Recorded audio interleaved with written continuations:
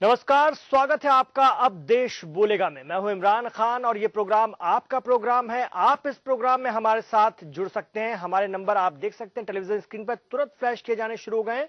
चलिए मुद्दा सबसे पहले हम आपको बता देते हैं, आज का मसला बता देते हैं। उत्तर प्रदेश में पंचायत चुनाव का आज आखिरी चरण था। एक तरह से गांव की सरकार बनने का आज आखिरी दिन था। ये कवायद भी पूरी हुई, लेकिन जिस तरह से कवायद पूरी हुई उसको लेकर भी सवाल खड़े हुए हैं और कई दिलचस्प नजारे भी देखने के लिए इस पंचायत चुनाव में मिले हैं। कहीं पर मंत्रियों के बेटे और भाई भतीजे खड़े थे, तो कहीं पर नेताजी खुद ही बूथ कैप्चरिंग करा रहे थे। ऐसे में सवाल यही है कि कैसी होगी हमारे गांव की सरकार।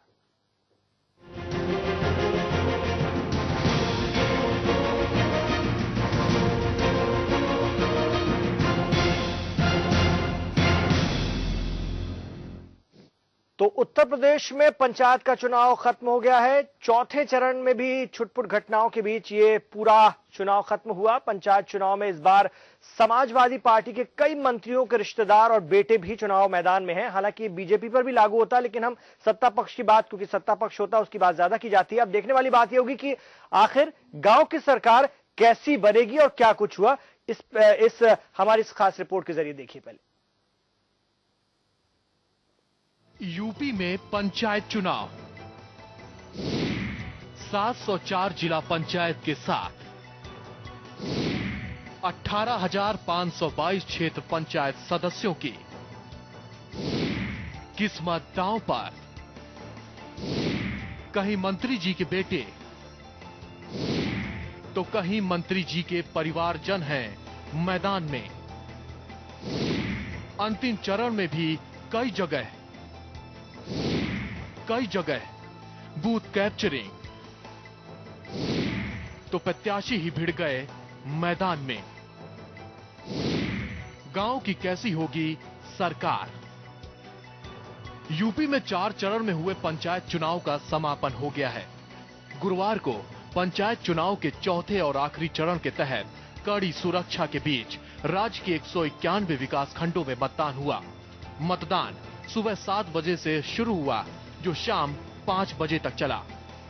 पंचायत चुनाव के आखिरी चरण में 2.74 करोड़ मतदाता अपने मताधिकार का प्रयोग किया।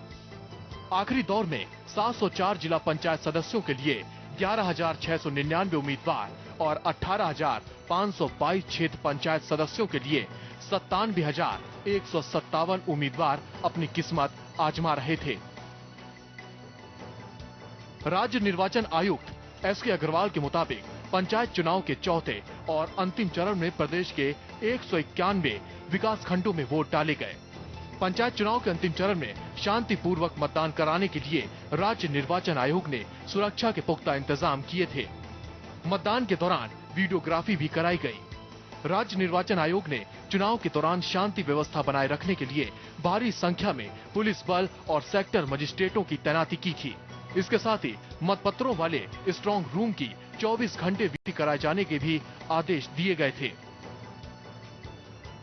पंचायत चुनाव में पहली बार कई कद्दावर मंत्रियों के रिश्तेदार इस चुनाव में अपनी किस्मत आजमा रहे हैं। यूपी की पंचायत में इस बार कैसी होगी गांव की सरकार, ये देखने वाली बात होगी। ब्यूरो रिपोर्ट, के न्यूज।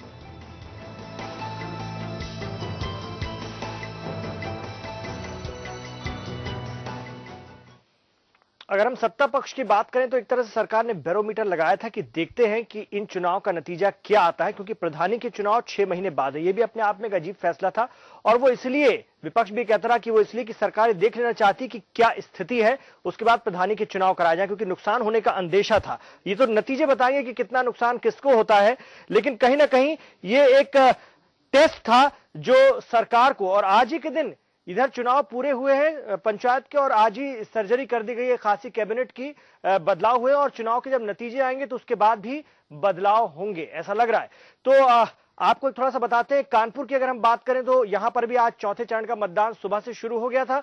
इसमें संदलपुर झिंझक ब्लॉक के बीडीसी और जिला पंचायत के सदस्यों के चुनाव के लिए लोगों ने अपने वोट डाले और इस चुनाव में कुल 2,07,83 मतदाता 7,083 मतदाता करीब मैं अपना फैसला कर रहे हैं अपने उम्मीदवारों के भविष्य का। इस चौथे चरण के चुनाव की अगर हम बात करें तो इसमें कुल 306 मतदान स्थलों पर मतदान हुआ। कानपुर की अगर हम बात कर रहे हैं तो आज के इस चुनाव को सबसे बड़ी चुनौती माना जा रहा है, क्योंकि चौथे चरण के इस चुनाव में 39 बूथ सामान्य थे और 39 बूथ संवेदनशील थे, 50 बूथ अति संवेदनशील थे और 21 बूथ अति संवेदनशील प्लस चिन्हित किए गए थे। हालांकि चुनाव निपट गए और कई सवाल भी खड़े कर गए हैं।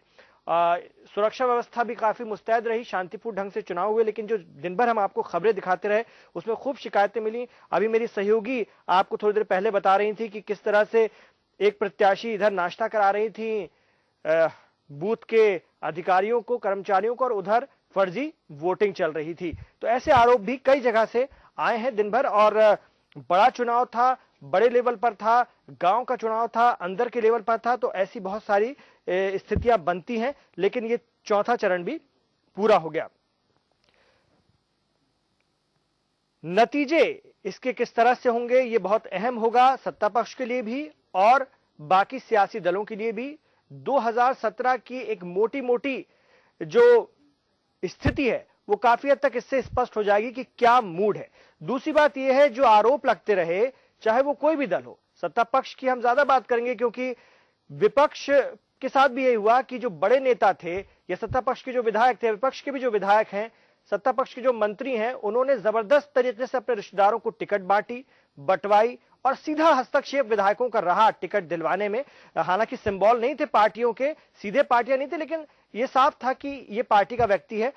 इसको लेकर के भी जो गांव के लेवल का कार्यकर्ता है, ग्रामीण स्तर का कार्यकर्ता है, उसमें असंतोष था। जो पार्टियों का झंडा उठाता है, चाहे समाजवादी पार्टी का झंडा उठा रहा हो, बीजेपी का झंडा उठा रहा हो, उसको इस बात को लेकर असंतोष था। उसकी तो इच्छा होती है कि कहीं ना कहीं उसे मौका मिले अपने आप को साबित करने का। लेकिन वहां भी अगर हक मान ले जाएं सत्ता पक्ष या विपक्ष के बड़े नेताओं के रिश्तेदार, तो अपने आप में उसमें असंतोष रहता है और इस असंतोष का असर भी क्या नतीजों में देखने को मिलेगा, हम इस पर भी बात करेंगे। देखिए, आप टेलीविजन स्क्रीन पर देख सकते हैं, नीचे हमारे नंबर लगातार फ्लैश किए जा रहे हैं।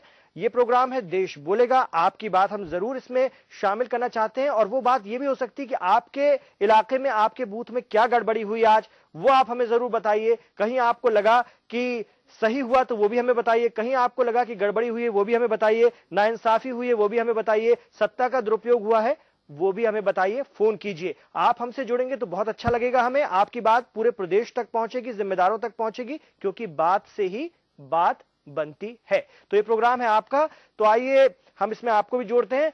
तुरंत हमें फोन कीजिए, अभी फोन लाइन खुली हुई है, अपनी बात रखिए। पंचायत चुनाव का चौथा और अंतिम चरण आज पूरा हुआ है।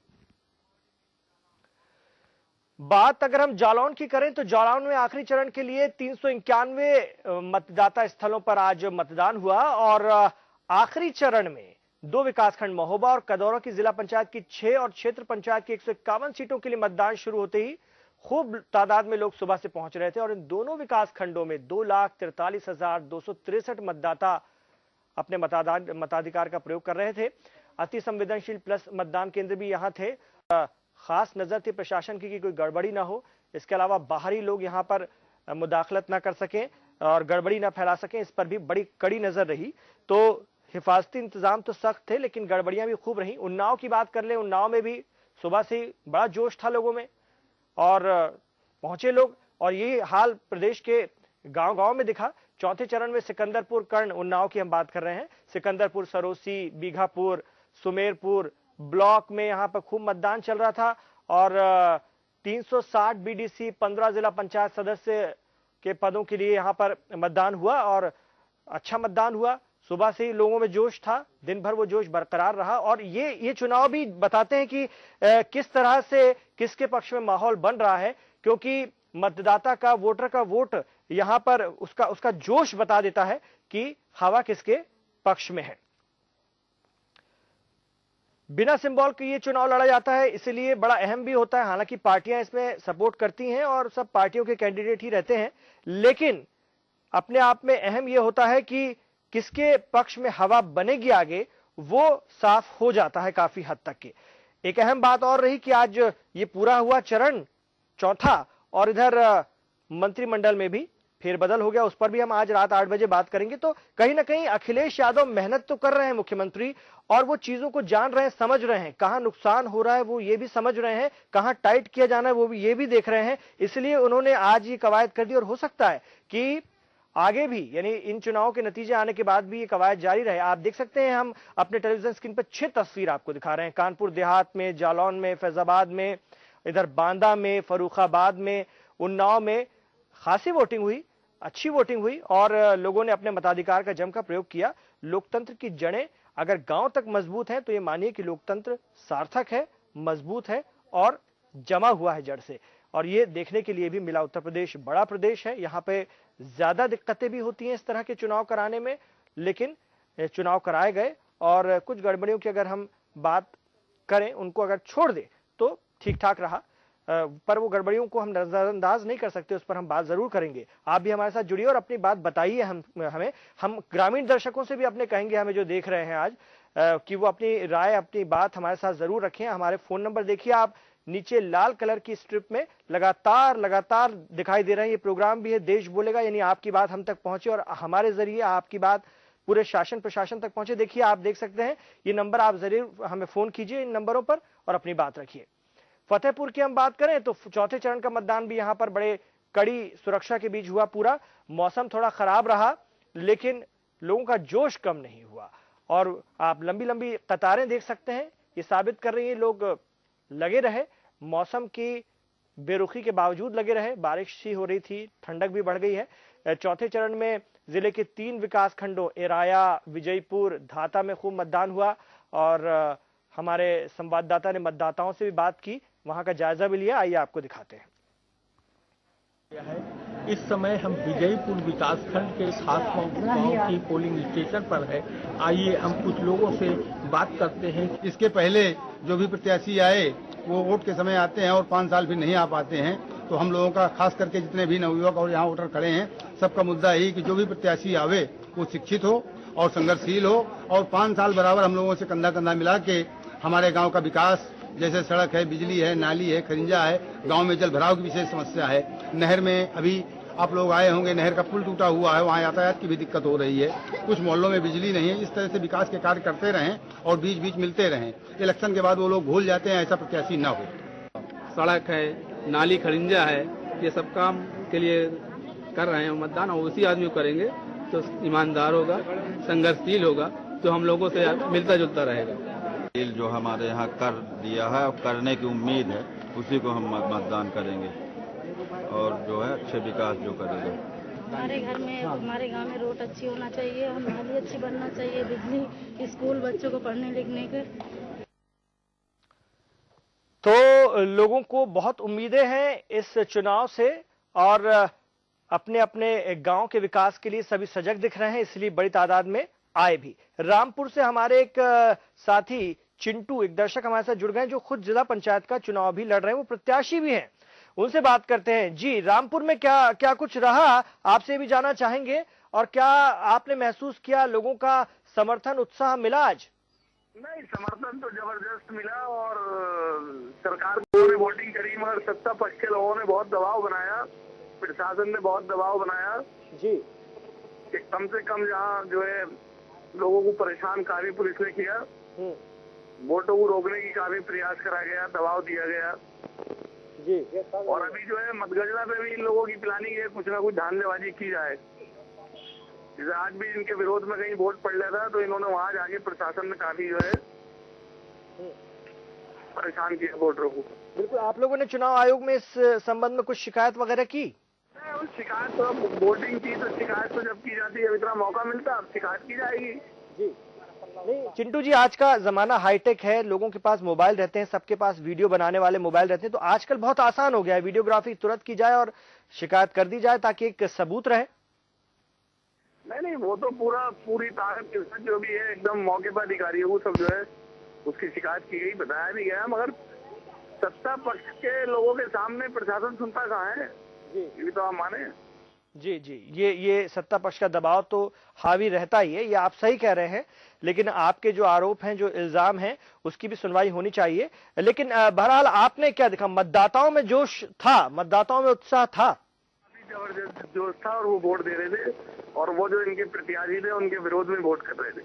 अच्छा, चलिए बहुत शुक्रिया, हमारी शुभकामनाएं आपके साथ। चिंटू जी रामपुर से थे, खुद प्रत्याशी थे, जिला पंचायत का चुनाव लड़ रहे थे। अच्छा लगा इनसे बात करके। ऐसे ही और लोग हमारे साथ जुड़िए ग्रामीण इलाकों से। एक छोटा सा ब्रेक हम यहां पर ले लेते हैं, अपने मेहमानों को भी जोड़ेंगे ब्रेक के बाद और पंचायत चुनाव के चौथे और आखिरी चरण पर और बात करेंगे। आप भी हमारे साथ जरूर जुड़िए। बात कर रहे हैं पंचायत चुनाव के आखिरी चरण की, जो कि आज खत्म हुआ और इसको लेकर कितनी गड़बड़ियां हुई, इसके क्या नतायज हो सकते हैं, और आप भी हमारे साथ जुड़ सकते हैं, अपनी बात रख सकते हैं। आपने अगर कोई गड़बड़ी देखी तो बताइए, कोई अच्छी बात देखी तो वो भी बताइए। हमारे फोन नंबर लगातार फ्लैश किए जा रहे हैं।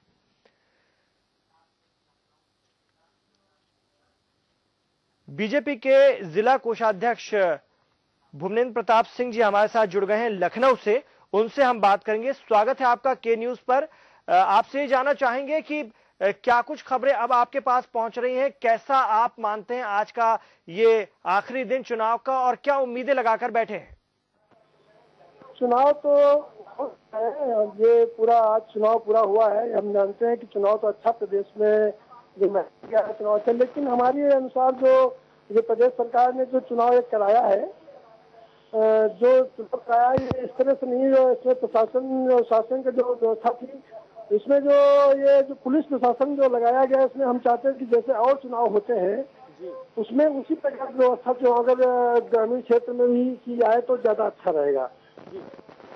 बिल्कुल, मतलब आप सुरक्षा को लेकर आप मुतमईन नहीं हैं, और जो गड़बड़ियां हुई आपका मानना है कि उसी वजह से हुई। लेकिन हम आपसे ये भी जानना चाहेंगे, भाई भतीजावाद का इल्जाम लगा, सत्ता पक्ष पर तो लगा ही, आप लोगों ने लगाया, लेकिन बीजेपी पर भी लगा कि उसने भी जबरदस्त तरीके से भाई भतीजावाद किया और विधायकों ने, नेताओं ने अपने अपने लोगों को टिकट बांटा। उसका नुकसान होगा? मंत्रियों का लड़ना, ये उनके भाई लोग, उनके भतीजे, उनके चाचा, ये सब लड़े तो नहीं लड़ना चाहिए जी। तो इसमें जैसे मान लिया ग्रामीण वालों को, उनको जो तवज्जो पहले दी जानी चाहिए थी। जैसे मान लिया सरकार की तरफ से काफी बड़े मंत्री के लोगों को जो है तो मतलब चुनाव लड़ाया गया, उसमें लड़े वो लोग। और हम चाहते हैं कि इससे मान लिया केंद्रीय बल अगर बूथ पे लगाया जाता तो ज्यादा अच्छा था, क्योंकि उसमें बूथ कैप्चरिंग की शिकायतें भी आई हैं बहुत जगह से, जो काफी कुछ जगहों पे जो है व्यवस्था भी गड़बड़ रही है चुनाव में। अपने लखनऊ में भी काफी जगह जो है काफी व्यवस्थाएं गड़बड़ रही, और जैसे इसमें होमगार्ड लगाए गए। होमगार्ड इसमें क्या कर पाएंगे बताइए? वहाँ पर तो उनको डर भी नहीं रहता है किसी चीज का। तो इसलिए जो है जो व्यवस्थाएं, और ये जो प्रणाली रखी गई है जो वोट डालने, मतलब वो पेपर की, पेपर नहीं, हमें चाहते हैं कि जैसे मान लिया विधायक और एमपी के चुनाव जैसे होते हैं, जैसे एमपी और विधायक के चुनाव होते हैं, उसी तरह से हमारा मतलब है कि ईवीएम मशीन का भी प्रयोग इसमें भी किया जाए, और पार्टी लेवल पर चुनाव अगर किया जाए तो ज्यादा ठीक रहेगा। जी जी जी, पार्टी लेवल पे किया जाए तो ज्यादा ठीक रहेगा। शुक्रिया हमसे बात करने के लिए। भुवनेन्द्र जी लखनऊ से थे हमारे साथ, जिला बीजेपी के कोषाध्यक्ष थे। हरिनाम सिंह वर्मा जी भी हमारे साथ जुड़ गए लखनऊ से, और मनीष पांडे हमारे संवाददाता भी हमारे साथ लखनऊ से जुड़ गए हैं। हम दोनों से बात करेंगे। पहले मनीष से बात करते हैं। मनीष जी, आपसे ये जानना चाहेंगे कि क्या खबरें अब आपको मिल रही हैं?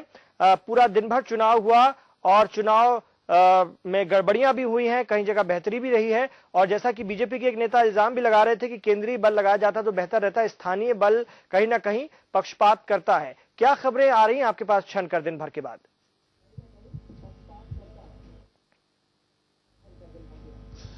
देखिए इमरान, साफ तौर पर मैं कह सकता हूं कि जिस तरीके से आज पूरी चुनाव प्रक्रिया आज निपटाई गई, जिस तरीके से कहीं कुछ जगह पर छुटपुट हिंसा और झड़पों की खबरें आई, कुछ जगह दबाव बनाए जाने की बातें समझ में आई, तो निश्चित रूप से चूंकि जो त्रिस्तरीय पंचायत चुनाव था, इसमें अभी जो जिला पंचायत सदस्य और जो क्षेत्रीय पंचायत सदस्य हैं उनकी वो उम्मीदवार के तौर पर थे, और थोड़ा सा एक चुनौती भी थी सरकार की तरफ। लेकिन फिलहाल जो ये आरोप लगाए जा रहे हैं जो इस तरह के, कि जैसा कि अभी फोन लाइन पर जो भारतीय जनता पार्टी के नेता थे। उनका कहना था कि अगर केंद्रीय सुरक्षा बलों को जिम्मेदारी सौंपी जाती तो ज्यादा बेहतर होगा।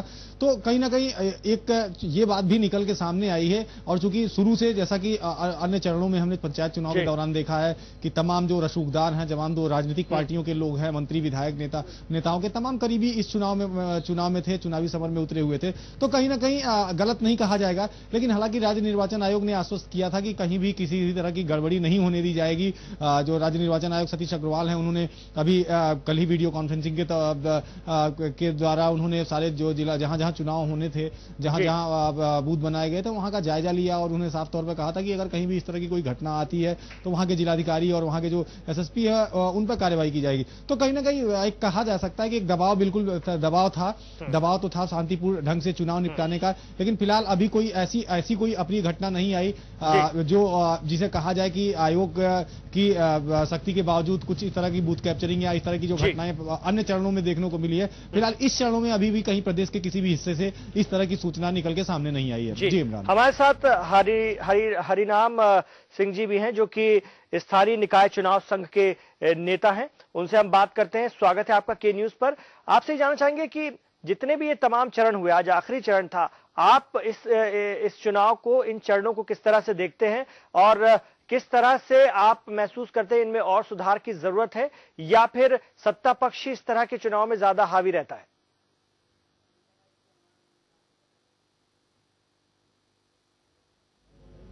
देखिए, ये जो स्थानीय निकाय जो चुनाव आज हो रहे हैं जी, आखिरी चरण का ये चुनाव डीडीसी और बीडीसी का हो रहा है। जी जी, इसमें जो सरकार की पूरी मशीनरी लगी, इसमें एक सुझाव है जी। जो सरकार की पूरी मशीनरी पूरे प्रदेश की लगी और यही प्रधानी के चुनाव और जो मेंबर के चुनाव होना था एक साथ में अगर हो जाते। देखिए, आज कहीं न कहीं बदले की भावना की राजनीति हो रही, आरोप लगाने का एक, अभी भाजपा के जिलाध्यक्ष जी बोल रहे थे और हमारे संवाददाता जो लखनऊ से, मेरा इसमें सुझाव है कि जब मन साफ होगा, निष्पक्ष काम करने का जब लोगों का नजरिया होता है जी, तो न्याय मिलता है जी। ये चुनाव हुए हैं, चुनाव के बारे में मैं बहुत ज्यादा कुछ नहीं कहना चाहता हूं। चुनाव हो ही गए हैं, 5 साल अब होना नहीं है, लेकिन इसमें इतनी सुधार करने की जरूरत है जहां तक नेता और हम सब लोगों का कर्तव्य है। इन चुनाव के माध्यम से पूरे प्रदेश की जनता का, ग्रामीण जनता और जो लोग इससे जुड़े होते हैं उनका भविष्य जुड़ा होता है। उनको इससे जो चुन के लोग जाते हैं उनको न्याय मिलता है जी। लेकिन क्या उम्मीद आप करते हैं? अभी डीडीसी और बीडीसी का जो चुनाव हो रहा है, मैं आपको बता दूं, आज भी मैं कई गांव में वहां पोलिंग स्टेशनों पर गया देखने के लिए। वहां देखने को ये मिला है कि आज ये जीत जाएंगे तो ये इनको वोट देंगे, ये जीत जाएंगे तो इनको वोट देंगे। लोगों ने पूरे गट्ठर बना लिया है जिला पंचायत के चुनाव के लिए और ब्लॉक प्रमुखी के चुनाव के लिए, खरीदारी के लिए कि ये जीत कर आएंगे, कितने में बिकेंगे। एक फॉर्च्यूनर गाड़ी लेंगे 25 लाख, 25 लाख और लेंगे और मिनिमम जिला पंचायत का जो अध्यक्ष होता है, पार्टी स्तर पे उसको 15-20 कैंडिडेट उसके जीत के आ जाते हैं और 15-20 उसको खरीदना रहता है। आप समझ लीजिए करीब 10 करोड़ में एक जिला पंचायत अध्यक्ष बन जाएगा। क्या आप उम्मीद करते हैं वो गांव का विकास करेगा? बिल्कुल बिल्कुल, ये सोचने वाली बात है। करते हो जिला जी। हरिनाम जी, एक बात और कि 6 महीने बाद है प्रधानी के चुनाव, जिस तरह से व्यवस्था की गई है, आप भी कह रहे हैं कि साथ में अगर करा लिए जाते तो बेहतर होता। आप 6 महीने बाद जो अभी चुने हुए प्रतिनिधि आएंगे परिणामों के बाद, उनके साथ अगले 6 महीने तक कैसे समन्वय बन पाएगा पुराने लोगों का? इसमें व्यवहारिक दिक्कतें नहीं आएंगी? देखिए, व्यवहारिक दिक्कतें तो आएंगे ही, उनको दबाव में रहना होगा। जो अब नए लोग चुन के आएंगे वो सत्ता के नजदीक जाएंगे, फिर वो जो पुराने लोग हैं वो जीतेंगे नहीं जीतेंगे उनके दबाव में रहना होगा। और प्रधानी के चुनाव, जो प्रधानी के हो, डीडीसी बीडीसी तो सरकार के लोग बनकर आ जाएंगे, जो प्रधानी के चुनाव है उसमें अधिकतर लोग सरकार दबाव में बना लेगी, पैसे के बल पे बना लेगी। सरकार का जहां तक मेरा ये सोचना है कि सरकार ये सोच रही कि अगर हम ग्राम प्रधान अपने स्तर के बना लेंगे तो फिर सरकार सत्ता में आ जाएगी। मुझको नहीं लगता है कि इस तरीके की सोच रखने वाले लोग इस तरीके की व्यवस्था में, देखिए कोई रिड में चला जाता है, सरकार के अंदर इतनी क्षमता होनी चाहिए। जैसे कहते 6 महीने के बाद प्रधानी के चुनाव होने चाहिए थे। जनहित में निर्णय लेने के लिए आत्मबल मजबूत होना चाहिए। सरकार को हमारे साथ रहिएगा, हम बात करते हैं हरिनाम जी। हमारे साथ एक दर्शक बीएस तोमर लखनऊ से जुड़ गए हैं, पहले उनसे बात कर लेते हैं। हमारे दर्शक भी हमारे साथ जुड़े। जी बीएस तोमर जी बताएं। जी अरे खान साहब नमस्कार। नमस्कार जी। आप जो ये डिबेट लेके आए हैं चुनाव के विषय में, मैं बताना चाहता हूँ जी। मैं भी गांव से ही बिलोंग करता हूँ और मैंने ग्राम पंचायत के चुनाव बहुत अच्छी तरह से देखे भी हैं और समझे भी हैं और मैं जाता भी हूँ। ये जो वर्मा जी अभी कह रहे हैं, ये वर्मा जी 100% सही कह रहे हैं, इसमें कोई दो राय नहीं है। मैं इनका आदर करता हूँ जो इन्होंने बहुत अच्छी बात कही कि आज चुनाव जितने भी हो रहे हैं वो सब पैसे की ताकत पे हो रहे हैं जी। और पैसे की ताकत पे इसलिए हो रहे हैं कि पैसा सरकार से इतना मिलता है, इन लोगों को आगे चल के इतना पैसा मिलता है कि ये अपने घर परिवार रिश्तेदार सबको जो है बिल्कुल एकदम क्लियर भर देते हैं। और इसी कारण से इसमें गुंडागर्दी होती है, मर्डर होते हैं, सब कुछ होता है। मतलब अब आप ये समझ लीजिए कि आज की सरकार की मानसिकता ये बन गई है कि वो विधायकी का इलेक्शन भी लड़ेगा और एमपी का भी इलेक्शन लड़ेगा और ग्राम पंचायत का भी इलेक्शन लड़ेगा, बीडीसी का भी इलेक्शन लड़ेगा। ये मानसिकता हो गई है। बिल्कुल, और इससे कार्यकर्ताओं में जबरदस्त असंतोष है और होता ही है और उसका मनोबल गिरता है, उसको तकलीफ होती है, उसको दुख होता है। जिनका झंडा वो उठाकर चलता है जमीन पर उसको तकलीफ होती है और वो उसका परिणाम दिखाएगा कहीं ना कहीं। ये अगर कोई सोचे, कोई भी हो, सत्ता पक्ष की हो या विपक्ष हो, कि हम अपना आगे का इंतजाम कर लें, अगर हमारे पास अभी सत्ता चली भी जाए आगे, लेकिन हमारी सत्ता उस रूप में बरकरार रहे, हमारे रिश्तेदार, हमारे नातेदार, हमारे भाई बंद लाल बत्ती में रहे तो हम पावर में बने रहेंगे। लेकिन इससे कार्यकर्ता में असंतोष होता है। तोमर जी बिल्कुल सही कह रहे थे। बहुत शुक्रिया तोमर जी हमसे बात करने के लिए। आप अपनी राय हमारे साथ इसी तरह बांटते रहा कीजिए। एक छोटा सा ब्रेक हम ले लेते हैं, इसी मुद्दे पर, इसी मसले पर हम फिर लौटते हैं। आप हमें जरूर फोन कीजिए, जैसे तोमर जी अपनी बात रख रहे हैं, अपनी राय रख रहे हैं, आप भी रखिए। आप देख रहे हैं हमारा खास प्रोग्राम। आप इस प्रोग्राम में हमारे साथ जुड़ सकते हैं। हम बात कर रहे हैं पंचायत चुनाव के आखिरी चरण की, यानी चौथे चरण की, जो आज खत्म हुआ। इसको लेकर के काफी गड़बड़ी की बात सामने आई है और जो इल्जाम लगते रहे थे कि साफ सुथरा नहीं हो रहा है, वो भी कुछ हद तक सही साबित हुए हैं। हमारे दर्शक देवेंद्र सिंह बलिया से हमारे साथ जुड़ गए फोन लाइन पर, उनसे बात करते हैं। जी देवेंद्र जी। लगता है संपर्क टूटा है। मनीष पांडे हमारे संवाददाता लखनऊ से हमारे साथ हैं, उनसे बात करते हैं।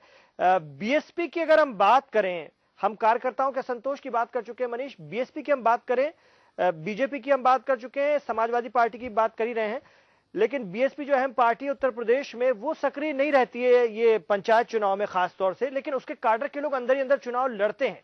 अब उसको लेकर भी ये चर्चा तो वहां चली रही होगी लखनऊ में कि अगर जीतता है कोई गांव से, गांव में, और बीएसपी के काडर का शख्स है तो फिर वो भी अपनी जगह ढूंढेगा, किसके साथ जाएगा। तो क्या सुगबुगाहट है आपको क्या समझ में आ रहा है लखनऊ में?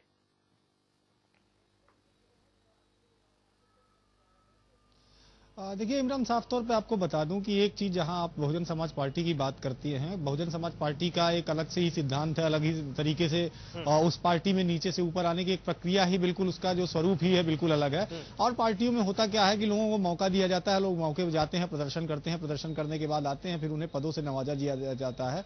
लेकिन जो बहुजन समाज पार्टी है उसमें थोड़ा सा अलग है, क्योंकि उसमें जो उसके नेता हैं वो मीडिया से दूर रहते हैं, वो कहीं कोई बयान नहीं देते हैं। इस तरह के जो चुनाव होते हैं, चाहे आप जो खासकर त्रिस्तरीय पंचायत चुनाव की बात कर लें, वहां अंदर ही अंदर उन लोगों की एक उन लोगों का जो तालमेल होता है वो बना रहता है। और वहां कोशिश की जाती है वहां की खासकर उन लोगों को ऊपर ले आया जाए जो अपनी जो निचले स्तर पर, जो ग्राउंड लेवल पर जो अपनी मजबूती शो कर सके और जहां उस तरीके से प्रदर्शन कर सके, उसके बाद उन्हें ऊपर उठाया जाता है। तो हर पार्टियों का अलग अलग है, चूंकि सत्ता पक्ष है समाजवादी पार्टी है, समाजवादी पार्टी में चूंकि जैसे जिस तरीके की समस्या बातें निकल के आई, कहीं बूथ कैप्चरिंग आई, कहीं राज्य मंत्री खुद ही बूथ कैप्चरिंग करते हुए नजर आए, कहीं मंत्री के भाई चुनाव लड़ रहे थे तो वहां पर जो उनका विपक्षी था उसे बंद कर थाने भेज देने की बात की। तो हर पार्टियों का बिल्कुल अलग अलग तरीका है। चूंकि भारतीय जनता पार्टी ने भी इस बार ध्यान दिया है त्रिस्तरीय चुनाव में, वो भी अंदर कहीं ना कहीं जो प्रत्याशी हैं उन्हें सपोर्ट कर रहे हैं। तो लगभग एक वक्त था जब इन त्रिस्तरीय चुनावों में थोड़ा सा पार्टियों की भूमिका कम दिखती थी, लेकिन जैसा अभी थोड़ी देर पहले हरनाम सिंह जी ने कहा कि जो है जो इस चुनाव के बाद, चूंकि हम कह सकते हैं एक नींव रखी गई, एक बेस तैयार किया गया है। जो क्षेत्र पंचायत सदस्य चुने गए हैं उन्हें ब्लॉक प्रमुख का चुनाव करना है, जो जिला पंचायत सदस्य चुने गए हैं उन्हें जिला पंचायत अध्यक्ष का चुनाव होना है। तो अगर हम ये मान के चले कि ये चुनावी मतदान जो है यही आगे चल के जो सत्ता की भागीदारी होती है, जो सत्ता का नेतृत्व करने वाले लोग होते हैं, या जो सत्ता में पहुंच की बात हम करें, वहां यही लोग मतलब एक तरह से नीति निर्धारक बन के जाते हैं और इन्हीं को फिर ऊपर आके फायदा दिया जाता है और पार्टियां उन्हें फायदा देती हैं। तो कहीं ना कहीं एक छोटी, मतलब अगर आप देख सके कि शुरू से अगर हम निचले लेवल से बात करें, ग्राउंड लेवल से बात करें, तो अभी भले ही चुनाव प्रक्रिया जो खत्म हुई है, अभी वोटिंग होगी, काउंटिंग होगी, उसके बाद भी अभी असली खेल बाकी है। बिल्कुल बिल्कुल, हमारे साथ एक आशीष दर्शक भी जुड़ गए हैं लखनऊ से। मनीष, उनसे हम बात कर लेते हैं, फिर आपके पास मैं लौटूंगा। जी आशीष जी, अपनी बात रखिए। हेलो जी आशीष जी, अपनी बात रखिए। हाँ नमस्कार। नमस्कार जी। हाँ, ये आपके इसमें हरिराम सिंह जी बैठे हैं जी, इन्होंने जो बात बताया वही निचोड़ है इस इलेक्शन का, उसके अलावा कुछ नहीं है। लेकिन एक निवेदन आपसे भी मैं करूंगा जी कि इसके पूर्व, जब इलेक्शन के पूर्व इनको जो फंड अलॉट हुए ब्लॉक स्तर पे या जिला पंचायत स्तर पे जी, इन्होंने क्या काम किया, इसको भी कम से कम हम लोग के सामने, ठीक है पूरा उत्तर प्रदेश का नहीं दिखा सकते हैं, लेकिन कुछ तो परिदृश्य अगर होता तो इन लोग पे प्रभाव तो पड़ता। ये क्या किया आज तक जी। हाँ, ये हम लोग के पास आज तक कोई डाटा पहुंचा ही नहीं। इनके पास जो पैसा जाता है ये भी कम से कम, आप लोग तो बहुत प्रगतिशील न्यूज चैनल है जी, केवल न्यूज का वो बना के, स्टोरी बना के अगर पेश कीजिएगा, उसके पहले के फैक्ट्स भी दिखाए। इनके पास जो पैसे गए इसका यूज कहाँ ये किए? बिल्कुल, मतलब आप कह रहे हैं जो सदस्य चुन के आए हैं, जो आएंगे, उनकी बात कर रहे हैं ना आप? जी जी, उन्हीं की जो पूर्वत्र थे, उनका जो फंड अलॉट हुआ था जी, ब्लॉक स्तर पे या जिला पंचायत स्तर पे, जिला पंचायत, इन्होंने इस फंड को कहाँ लगाया, क्या हुआ, उसका भी तो एक हमारा वो चाहिए। वो तो हमारा ही पैसा है ना, हमारे ही टैक्स का पैसा है। जी नहीं, बहुत अच्छा सुझाव है आपका, बहुत अच्छा सुझाव है, और बिल्कुल आपके सुझाव को हम सराखों पर लेते हैं और कोशिश करते रहे हैं, करते भी रहेंगे। हरिनाम सिंह जी के पास लौटते हैं, हमारे साथ लखनऊ से हरिनाम सिंह वर्मा जी। हमारे दर्शक सही कह रहे हैं लखनऊ से आशीष की, वाकई जिस तरह से जो फंड आता है, आप ही कह रहे थे कि अभी पैसों का जबरदस्त लेन देन चलेगा। मतलब जिस मतदाता ने अपने हक का इस्तेमाल किया अपनी भलाई के लिए, वो तो कहीं ना कहीं पीछे छूट जाएगा, और उसके लिए क्या कुछ हुआ, जो पैसा है उसका हिसाब किताब, उस पर भी हम सबको जो है लगातार जागरूक रहने की भी जरूरत है।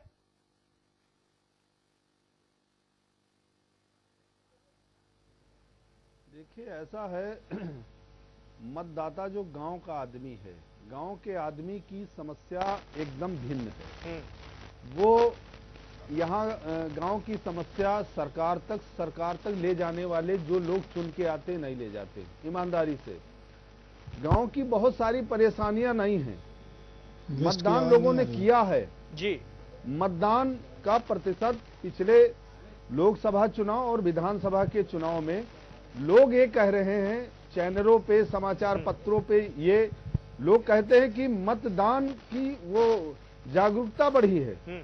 जागरूकता, जब हम 90 करोड़ लोग थे तो मतदान 45 से 40% होता था।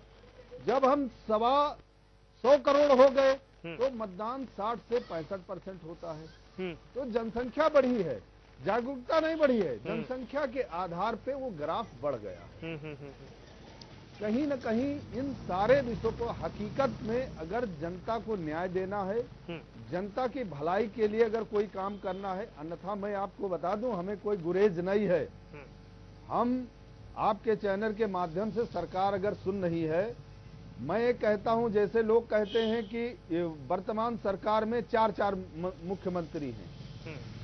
मैं एक सुझाव देना चाहता हूं, 4 अगर मुख्यमंत्री हैं तो माननीय मुख्यमंत्री अखिलेश यादव जी को चाहिए, अगर उन 3 मुख्यमंत्रियों की लाइन में नहीं थे तो इनको कह देना चाहिए था जनता के बीच में हम इस्तीफा दे रहे हैं, हम इस सरकार के सिस्टम में काम नहीं करेंगे, हम दोबारा आपके बीच में जनता से कहते मैं आऊंगा और जब मुझे दोबारा पूरी ताकत में आप भेजोगे मैं उसके बाद आपके साथ न्याय कर पाऊंगा। बिल्कुल, और कहीं ना कहीं अगर उन्हें इस बात का एहसास होता जा रहा है तो उन्होंने इसके लिए तैयारी भी शुरू कर दी है और कहीं ना कहीं वो सख्ती या टाइट करने में लग गए हैं और आज जो फेरबदल हुआ है उससे हम अच्छी उम्मीद कम से कम करें।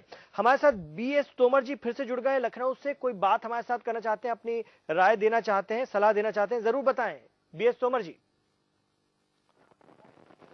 हेलो जी सर। हाँ हेलो, मैं ये कहना चाहता हूँ, मेरी थोड़ी बात अधूरी रह गई थी, थोड़ा सा 1 मिनट का मुझे समय दे दीजिए। जरूर जरूर बोलिए। मैं ये कह रहा हूँ कि ये जो फंड अलॉट होता है ग्राम पंचायत के लिए और इनके ये जितने भी नेता हैं इनके लिए जो फंड अलॉट करते हैं सरकार से, इस फंड के लिए हमारा सुझाव ये है कि ये फंड अलॉट जरूर हो, लेकिन नेताओं को पावर केवल उतनी दी जाए कि वो अपना वर्क बताएं, काम जो कराना है, विकास जो कराना है वो विकास डीएम को लिख के दें और विकास के लिए जांच करें, इंक्वायरी करें, लेकिन फंड का रिलीजेशन जो है वो डीएम के हाथ में, डीएम के ही केवल डीएम के उसमें पावर में रखा जाए तो मैं समझता हूँ कि ये जितने अत्याचार, जितने गुंडागर्दी और जितना वो सब हो रहा है ये सब बंद हो जाएगा। और नहीं तो बड़े अफसोस की बात है कि एक मंत्री लेवल का आदमी ग्राम पंचायत के चुनाव में आके प्रयास करता है कि हमारा आदमी जीत के ऊपर चला जाए। ये इसका रीजन क्या है? इसका रीजन केवल यही है कि ये लोग पैसे के लालच में ये सब कर रहे हैं। तो फंड का मैं सरकार से निवेदन करूंगा आपके द्वारा कि फंड जो है केवल डीएम के अधिकार में रखा जाए और बाकी काम इनके अधिकार में रखा जाए। काम लिख के ये दे, डीएम उसको फंड रिलीज करे। जी, बहुत अच्छा सुझाव है। हरनाम जी, किस हद तक सहमत हैं आप इस सुझाव से?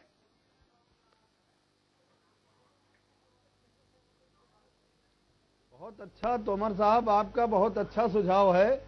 हम तोमर साहब से जानना चाहते हैं, गन्ना क्षेत्र से कहीं न कहीं जुड़े होंगे। तोमर साहब, जब सरकार और हाई कोर्ट ने ये कहा कि किसानों का जो गन्ने का भुगतान है वो दे दिया जाए, जी नहीं दिया गया। सुझाव तो हम बहुत सारे दे देंगे, हम मुख्यमंत्री को ऐसे सुझाव दे देंगे कल से वो काम करने लगे तो सारी पार्टियां एक किनारे हो जाएंगी। लेकिन अंतरात्मा में करने के लिए सोच तो होनी चाहिए। तोमर साहब, कोई जरूरी नहीं कि जो लखनऊ का डीएम आएगा वो ईमानदार ही होगा।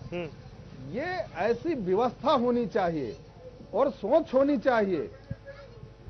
होल्डिंग लगा देने से, टीवी पे प्रचार कर देने से, प्रेस कॉन्फ्रेंस कर देने से समाज नहीं सुधर जाएगा। समाज सुधरेगा जब, व्यवस्था सुधरेगी जब लोगों के प्रति हकीकत में, जैसे अभी तोमर साहब ने कहा मंत्री विधायक, मैं लखनऊ के बताऊं, एक जिला पंचायत की सीट है उसमें 4 जिले के विधायक पूरी ताकत झोंके थे और न जाने कितने दूसरे जनपदों के विधायकों ने ताकत झोंक दिया। क्या कारण है? वही ताकत, सत्ता और यही बात विपक्ष के बड़े नेताओं के भी रही। विपक्ष के विधायक भी पूरी ताकत लगा के रहे कि उनके लोग खान साहब समय खत्म हो जाएगा। मैं खान साहब, एक छोटी सी बात मैं आपको बता दूं, जरूर बोलिए कि जिस तरीके का चुनाव हुआ है, मैं आपको बता दूं, चुनाव आयोग सिर्फ एक कहने भर का है। जितना पैसा देश प्रदेश में पूरा खर्च हुआ है, पोस्टर जरा आप गिनवा लो, पोस्टर मात्र बैनर होल्डिंग गिनवा लो, कितने अरबों खरबों पैसे खर्च हो गए। इतना पैसा तो विकास में नहीं लगेगा। चुनाव आयोग अपने मतलब गिरेबान झांक के देखे, जाके गांव में देखे, पूरी दीवारें पूरी खत्म हो गई, पूरी रंगी पड़ी हैं। गांव के उस किसान मजदूर का पैसा उस दुकान को पोतने ठीक करने में लगेगा। मतलब क्या एकदम चुनाव एकदम ड्रामा हो गया, नौटंकी। गांव में पहले होती थी नौटंकी, चुनाव नहीं, नौटंकी हो गई है महज। जो ताकतवर लेकिन लोकतंत्र की देखिए, लोकतंत्र की ताकत है चुनाव और लोकतंत्र की अहम प्रक्रिया है चुनाव। आपका कहना बिल्कुल जायज है, लेकिन इस अहम प्रक्रिया से भी गुजरना पड़ेगा। लेकिन जो बात आप कह रहे हैं वो बहुत अहम है, और खास तौर से जिस तरह से पैसा पानी की तरह बहाया जाता है उस पर लगाम लगाने की, उस पर नजर रखने की बहुत जरूरत है। और जिस सत्ता पक्ष हो या विपक्ष हो, या हम कह सकते हैं कि बड़े जो नेता हैं वो दुरुपयोग करते हैं अपने लोगों को सत्ता में लाने के लिए पैसों का, वो अपने आप में बड़े सवाल खड़े करता है। हमारे मनीष संवाददाता मनीष पांडे भी हमारे साथ हैं। मनीष, आज सीएम ने एक तरह से मंत्रिमंडल में भी फेरबदल किया, सख्त फेरबदल है। क्या देखा जाए, क्या माना जाए, क्या वहां चर्चा है कि कहीं ना कहीं पंचायत चुनाव को लेकर भी आज चौथा चरण तो उसके साथ ही ये सब हुआ है, क्या लगता है पंचायत चुनाव को लेकर भी कुछ मिल रहे होंगे उन्हें अपडेट, जिसके चलते उन्होंने आज ये कदम उठाया और आगे भी उठाएंगे रिजल्ट के बाद?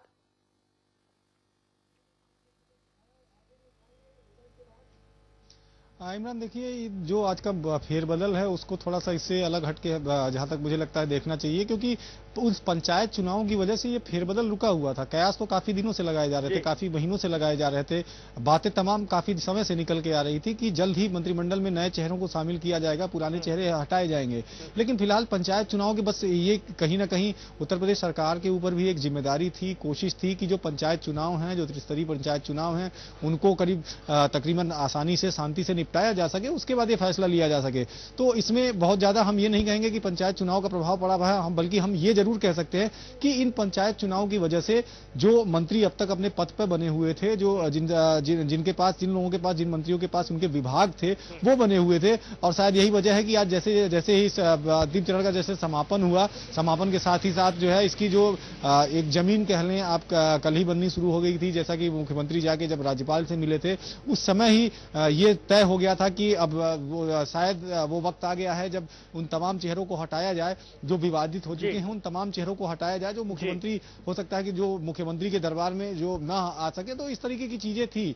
लेकिन फिलहाल जो पंचायत चुनाव की बात कर रहे हैं आप, जी जैसा कि हरनाम सिंह जी कह रहे हैं, जैसे तमाम हमारे दर्शक कह रहे हैं, तो कहीं ना कहीं उसकी वो एक वजह रही है। और कहीं ना कहीं पंचायत चुनाव में चाहे भले ही प्रदेश में इस समय समाजवादी पार्टी सरकार है, उसकी हनक देखने को मिल रही है। अगर इसके कार्यकाल के दौरान चुनाव हो रहे हैं तो निश्चित रूप से समाजवादी पार्टी के जो नेता होंगे, जो विधायक हैं, उनका कुछ ना कुछ असर जरूर दिखेगा। बिल्कुल जरूर दिखेगा। एक दर्शक जुड़ गए हैं, अर्जुन वर्मा हमारे साथ। मनीष, उनसे हम बात करते हैं। जी अर्जुन जी, अपनी बात कहिए। अर्जुन जी अपनी बात रखिए।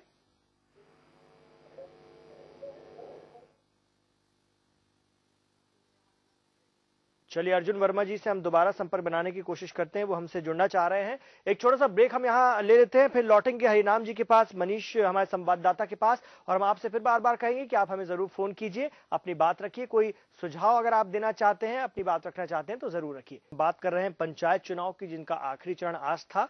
परिणाम बताएंगे किसके पक्ष में बैठता है ये ऊंट, और किसको मिलती है पंचायत में सत्ता, किसका फेवर ज्यादा होता है। लेकिन तमाम सियासी पार्टियों ने पूरी कोशिश की, हालांकि वो सीधे इसमें इन्वॉल्व नहीं होती हैं, लेकिन उन्होंने अपने अपने प्रत्याशियों को सपोर्ट जरूर किया है, और इससे कई तरह के सवाल भी खड़े होते हैं। हमारे दर्शक भी कह रहे थे, हमारे मेहमान भी कह रहे थे कि पैसे का जबरदस्त इस्तेमाल होता है और इस पर लगाम लगाई जानी चाहिए, इस पर नजर रखनी चाहिए। और क्यों सत्ता पक्ष हो या विपक्ष हो, इसके बड़े नेता, विधायक या जो पदों पर हैं वो कोशिश में रहते हैं कि उनके लोगों को ही ज्यादा से ज्यादा टिकट मिले, मौका मिले, उनको आगे बढ़ाया जाए, ताकि वो सत्ता को पे और मजबूती से काबिज रह सके, उनकी बरकरार रहे। कई सवाल ये थे जिसको हम आपके सामने रख रहे हैं, हालांकि नतीजे बताएंगे कि लोगों ने क्या फैसला किया है।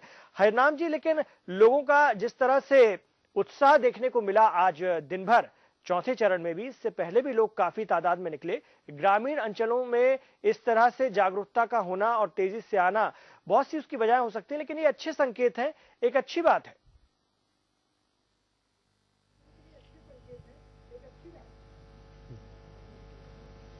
गांव में, प्रत्येक गांव में पैसे वालों के भंडारे चल रहे हैं खाने के, शराब बट रही है खुलेआम, और सरकार के लोग एकदम बैठ के मूक दर्शक बनकर देख रहे हैं।